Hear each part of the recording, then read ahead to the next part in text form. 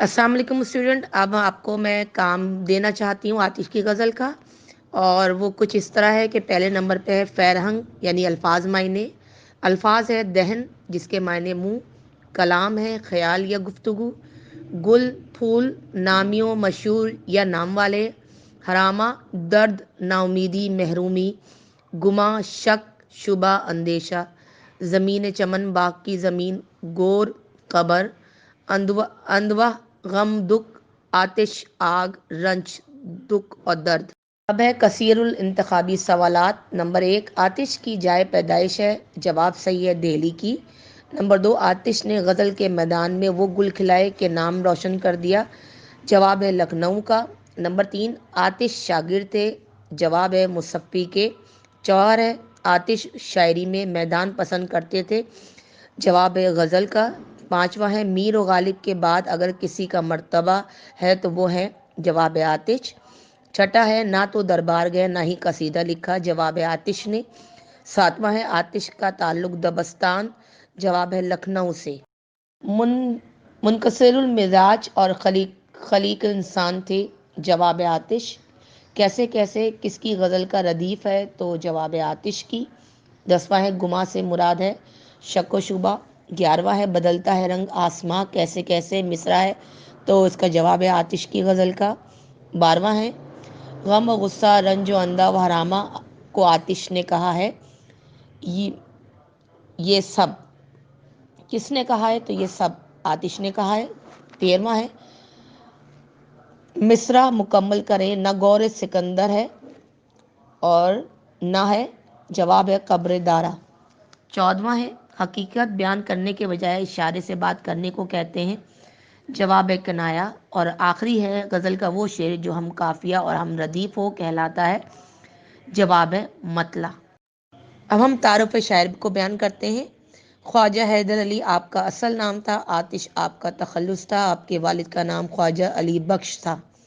हालात ज़िंदगी, दिल्ली में 1764 में पैदा हुए। बचपन ही में वालिद का साया सर से उड़ गया और कोई सरपरस्त ना था। माली हालात इंतहाई ख़राब थे जिसकी वजह से बाकायदा तालीम हासिल ना कर सके।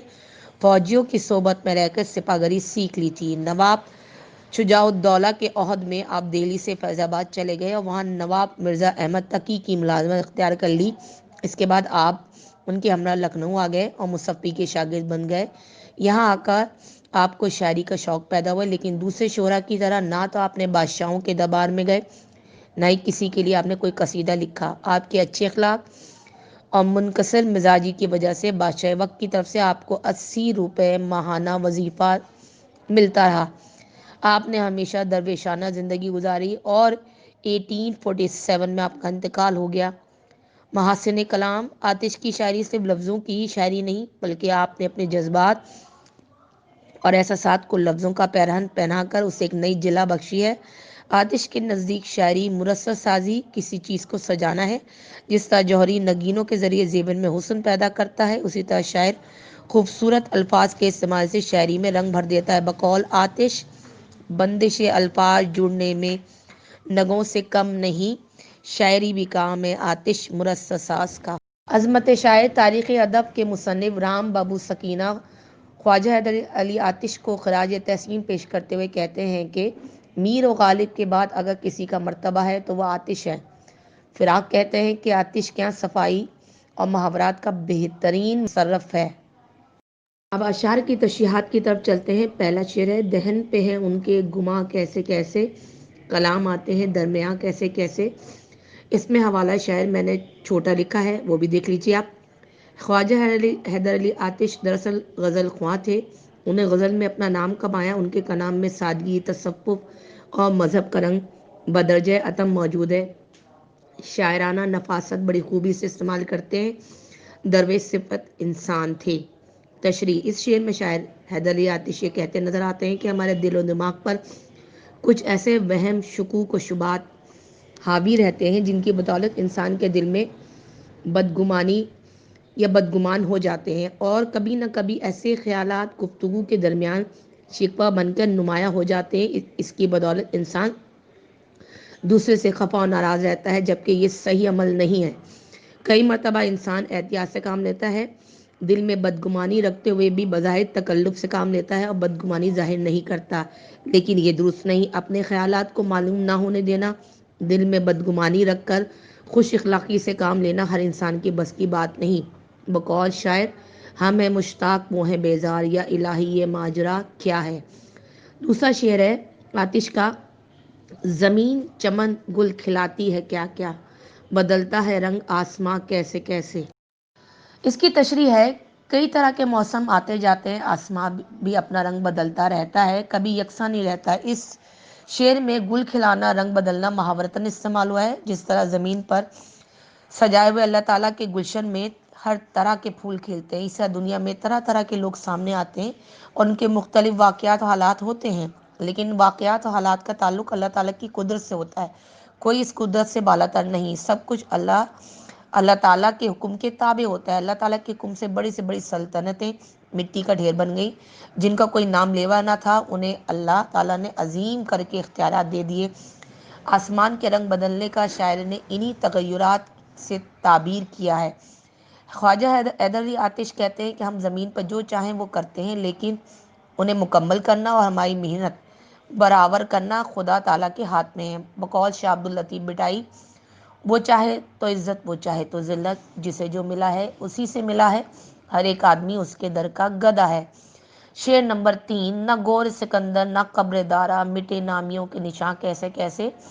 تشریح ہے، خواجہ حیدر علی آتش اس شعر میں دنیا کی بے ثباتی بیان کرتے ہوئے انسان کی حیثیت ناچیز بیان کر رہے ہیں، جس کے لیے مثال کے طور پر انہوں نے دنیا کی 2 بڑی شخصیات کا حوالہ اپنے اس شعر میں دیا ہے۔ ایک سکندر اعظم، جس نے بہت کم عمری میں ہی دنیا کا ایک بڑا خطہ اپنے قابو میں کر لیا اور تسخیر کیا۔ دوسرا ایران کا مشہور بادشاہ دارا، جس کی کامیابیاں اتنی زیادہ تھیں کہ جس کا کوئی شمار مشکل ہے۔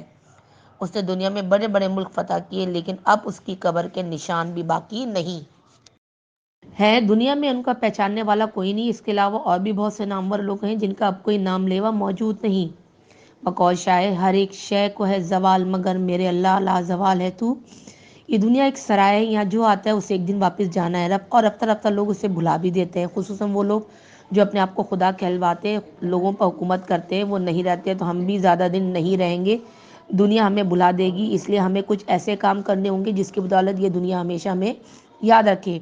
بقول شاعر، کامل ہے جو ازل سے وہ ہے کمال تیرا، باقی ہے ابد تک وہ ہے جلال تیرا۔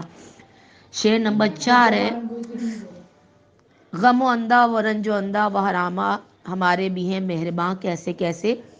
تشریح ہے، اس شعر میں شاعر انسان کی فطرت کو زیر گفتگو لائے ہیں، یعنی غصہ، غم، مایوسی، دکھ انسان کی فطرت میں شامل ہے۔ اللہ تعالیٰ نے جہاں انسان کو بے شمار آسائشیں اور آسانیاں بخشی ہیں، وہاں ذرا سی تکلیف سے بھی انسان دکھی ہو جاتا ہے اور رنج و الم کو دل میں جگہ دے دیتا ہے، جو کہ اللہ تعالیٰ کو پسند نہیں۔ کہا جاتا ہے کہ مایوسی کفر ہے، لیکن انسان ان مایوسی کو شکار ہو جاتا ہے، لیکن جو شخص اللہ تعالیٰ کی ذات پاک پہ یقین رکھتا ہے وہ کبھی مایوسی کو دل میں جگہ نہیں دیتا اور راہ راست پر رہتا ہے۔ رنج و علم سے بھی پریشان ہو جانا اور لوگوں سے بدگماں ہو کر اللہ تعالیٰ کی قدرت پہ یقین نہ کرنا ایسا عمل ہے جس سے اللہ تعالیٰ ناراض ہوتے ہیں۔ یہ اعمال ہماری زندگی انسان کے ساتھ رہتے ہیں اور موت کے وقت اسے احساس ہوتا ہے کہ اس نے کتنی بڑی غلطی کی، اللہ تعالیٰ کی قدرت پہ یقین نہ رکھ کر رنج و علم کو اس نے دل میں جگہ دی۔ شاعر ہمارے انہی مہربان احساسات کی نفی کرتے ہوئے ہمیں یہ بتانا چاہ رہے ہیں کہ یہ وہ غلط فہمی ہے جس سے انسان اللہ تعالیٰ کے حضور شرمندہ ہوتا ہے، لہذا اس سے گریز کرنا چاہیے۔ شعر نمبر 5 ہے، کرے جس قدر شکر نعمت وہ کم ہے، مزے لوٹتی ہے زباں کیسے کیسے۔ تشریح ہے، اس کی شعر میں شاعر فرماتے ہیں کہ اللہ تعالیٰ نے اپنے بندوں کو سنہری تقدیر کے ساتھ بھیجا ہے، اگر ہم نے صبر سے کام نہ لیا اور ہم اپنے مقدر کو خاک میں ملاتے چلے جائیں گے اور ہم نے اس زبان سے جو کہ اللہ تعالیٰ کی ایک نعمت ہے ناشکری کے کلمات نکالتے رہے تو ہم اللہ تعالیٰ کی تحفوں اور رحمتوں سے محروم رہ جائیں گے۔ اگر اظہار تشکر کرتے رہے تو ہماری زبان اللہ کی ہر اس نعمت کا ذائقہ چکھ لے گی جو اللہ تعالیٰ نے ہم اشرف المخلوقات کے لیے تکلیف فرمائی ہے۔ اس لیے میری یہ خواہش ہے کہ جتنا ہو سکے اظہار تشکر کریں تاکہ دنیا آخرت میں فلاح و کامرانی حاصل کر سکیں۔ اللہ تعالیٰ نے زبان کو 2 صلاحیتیں عطا کی، ایک بولنے کی، دوسرے ذائقہ چکھنے کی۔ یہ دونوں خوبیاں اللہ تعالیٰ کا ایک عطیہ ہیں جس کا جتنا شکر ادا کیا جائے کم ہے۔ یہ زبان کی بولنے کی خوبی ہے جو اپنے لفظوں سے जज्बा हमदर्दी को बेदार करती है और किसी चीज़ का जायका महसूस करने की जो सलाहियत अल्लाह ताला ने हमें अता की है वो एक बहुत बड़ी नेमत है। अगर हमारी ज़बान में ये सलाहियत ना होती तो अल्लाह की दी हुई बेशुमार नेमतों का जायका हम महसूस नहीं कर सकते थे और ज़िंदगी बिल्कुल बेरंग और बेमज़ा हो जाती है। बकौल शायद खुदा ने दी हमें बड़ी नेमतें, हमें चाहिए अदा शुक्र उसका करें। अब इसके मशक़ी सवालात की तरफ चलते हैं। इस गज़ल की पहला सवाल है कि आतिश की गज़ल का कौन सा शेर आपको ज़्यादा पसंद आया, वजह ही बताइए। तो मेरे नज़दीक इस गज़ल का शेर जो यहाँ मैंने बयान किया है वो ये है, न गोर सिकंदर ना है कब्र दारा, मिटे नामियों के निशान कैसे कैसे। तो वजह इसके पसंद करने की जो बयान की गई है वो ये है, इस शेर को पसंद करने की वजह यह है कि इस शेर में ख्वाजा हैदर अली आतिश ने बड़ी तारीख का हवाला देकर ये समझाने की कोशिश की है कि सिकंदर और दारा जो कि दुनिया के एक बड़े खत्ते पे हुकूमत करते थे, बड़े जंगजू और ताकतवर बादशाह थे जिनके एक इशारे पर फतह मुमकिन हो जाती, हौसले आसमान से बातें करते, लेकिन आज उनकी एक कब्रों के निशान तक बाकी नहीं रहे, ना ही उनका नाम ही कोई जानता है। बड़ी बड़ी शख्सियत मिट्टी में मिल गई। अल्लाह ताला के सिवा किसी का नाम दुनिया में बाकी ना रहेगा तो हमारी क्या हैसियत है। सवाल है दूसरा, इस गज़ल में लफ्ज़ कैसे कैसे किन मायनों में इस्तेमाल हुआ है। जवाब है, इस गज़ल में लफ्ज़ कैसे कैसे बड़े बड़े और बहुत से और कई तरह के मायनों में इस्तेमाल हुआ है। अगला सवाल है, इस गज़ल में इस्तेमाल होने वाले मुहावरात लिखिए। तो इस गज़ल में इस्तेमाल होने वाले मुहावरात ये हैं, गुल खिलाना, नाम मिटाना, मज़े लूटना, आसमान का रंग बदलना। अगला सवाल है, इस गज़ल में सिफ्त तकरार के लिए कौन सा लफ्ज़ आए हैं।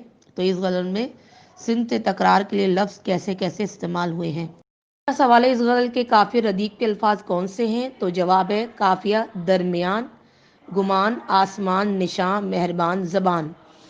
अगला है सवाल, दर्जे जवाब में से दुरुस्त जवाब पर सही का निशान लगाएं। तो पहला है, लफ्ज़ आतिश के लग़वी मायने हैं, जवाब आग। दूसरा है, पहले शेर में लफ्ज़ कलाम के मायने हैं, जवाब ख्याल। लफ्ज़ गुल खिलाना कवायद के लिहाज से, जवाब मुहावरा। अगला आखिरी सवाल है, खाली जवाब को दुरुस्त अल्फाज से पुर करें। न गौर सिकंदर है डैश दारा, तो जवाब है कब्र।